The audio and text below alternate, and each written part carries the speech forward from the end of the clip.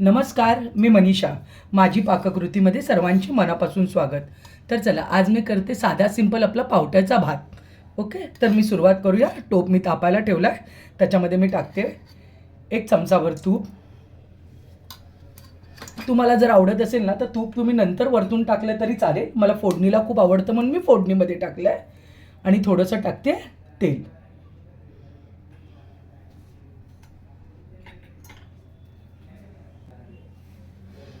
आता हे तूप तेल मिक्स केलेलं आहे ते तापलं. मी त्याच्यामध्ये टाकते खडा मसाला. याच्यामध्ये थोडंसं तमालपत्र, थोडी लवंग, थोडा दालचिनीचा तुकडा आणि मिरी.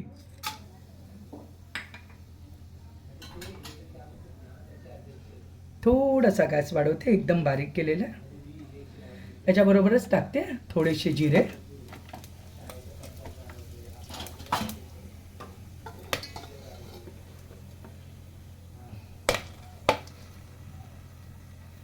थोडासा कढीपत्ता,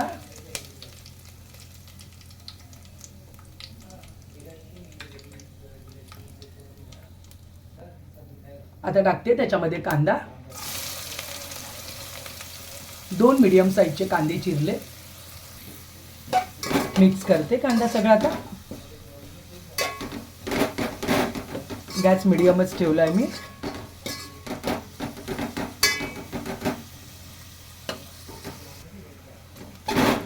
आता बघू शकता तुम्ही कांदा थोडासा भाजत आला आहे.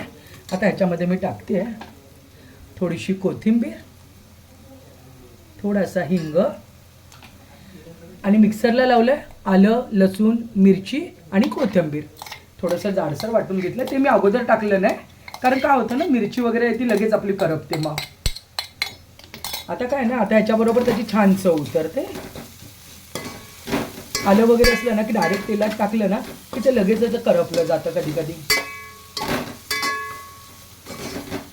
मिक्स झाल्याबरोबर अतिशय छान सुवास येतो त्याचा. आता हे छान मिक्स झालं, छान सुवास येतो, भाजलं गेलं. आता ह्याच्यामध्ये मी ॲड करते टोमॅटो.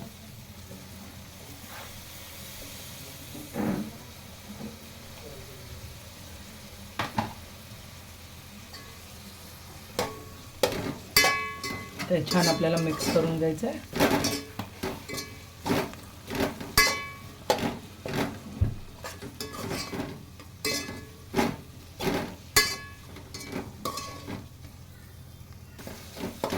आता टोमॅटो आपला भाजत आलाय, बघू शकता तुम्ही. आता ह्याच्यामध्ये मी ॲड करते साधारण 1 अर्धा चमचा हळद मिक्स केली आहे मी. आता त्याच्यामध्ये टाकते 1 चमचा मिरची पूड. आपण मिरची पण टाकली आहे ना मिक्सरला, त्याच्यामुळे थोडीशी चटणी टाकली आहे. ती मी मिरची पूड आहे, काश्मीरी लाल मिरची पावडर आहे, त्यामुळे काय तिखट नाही आहे जास्त. आणि ह्याच्यामध्येच थोडासा टाकते आपला थोडासा पुलाव मसाला, कारण मी खडा मसाला पण टाकला आहे थोडासा. दोन्हीचं कॉम्बिनेशन केलं, खूप छान लागणार आहे.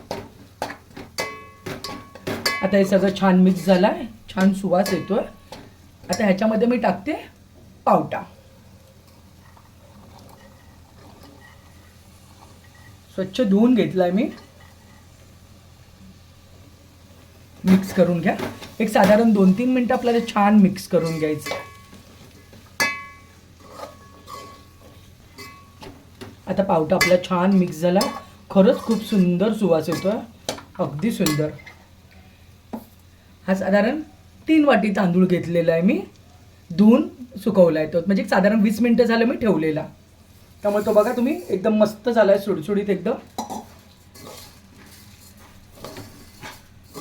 आणि या एक साईडला पाणी पण गरम करून घेतलंय भातासाठी मी. म्हणजे गरम पाणी असलं ना की उकळी पण येते आणि भात खूप छान फुलतो आपला. साधारण जेवढे तुमचे तांदूळ त्याच्या डबल पाणी करायचं आपल्याला. म्हणजे 3 वाटी तांदूळ आहे, त्यामुळे मी 6 वाट्या पाणी घेतलं. आता हे छान आपल्याला मिक्स करून घ्यायचं आहे. आता तुम्ही बघू शकता छान सगळं मिक्स झालं, एकदम सुंदर. आता ह्याच्यामध्ये मी ॲड करते गरम पाणी.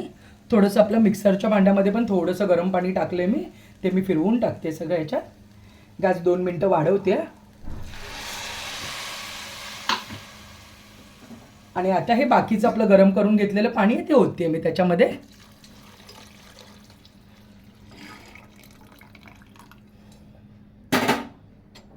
आता हे छान मिक्स करून घेऊया सगळं.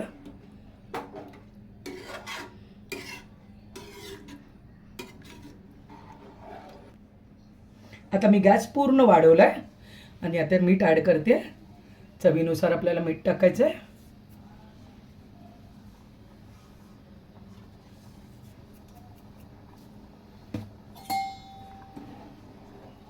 बस व्यवस्थित मिक्स करून घ्यायचं आहे.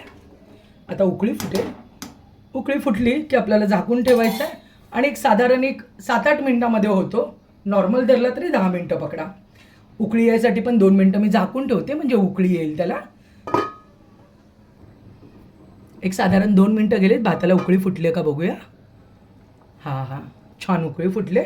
आता गॅस मी पूर्ण बारीक केला आहे आणि झाकून ठेवते. एक साधारण 8 ते 10 मिनिटं पकडा तरी. तर साधारण 7-8 मिनिटं झाले. मी उघडून बघते आता बाहेर. वाव, बघितलं तुम्ही किती छान वाफ आली. छान एकदम झाला आहे. हे बघा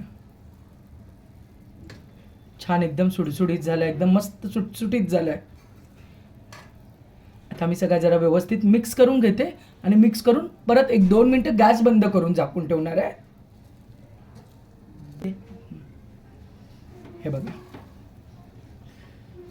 किती छान झालाय ना. सडसडीत एकदम सुंदर झालाय.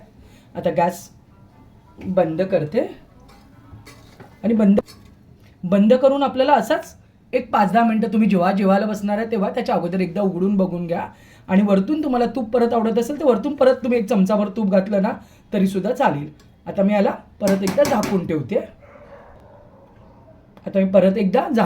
याला. तुम्ही आता बघू शकता आपला पुलाव मस्त रेडी आहे. आपल्या मराठीमध्ये मस्त बोलतो आपण पावटा भात. अतिशय सुंदर झाला आहे. सडसडीत झाला आहे. तुम्ही असा करून बघा. सोपी पद्धत आहे. चवीला पण खूप छान लागतो. आवडला असेल तर नक्की मला कमेंटमध्ये सांगा आणि लाईक आणि सबस्क्राईब करायला विसरू नका. व्हिडिओ शेवटपर्यंत बघितल्याबद्दल मनापासून धन्यवाद. थँक्यू.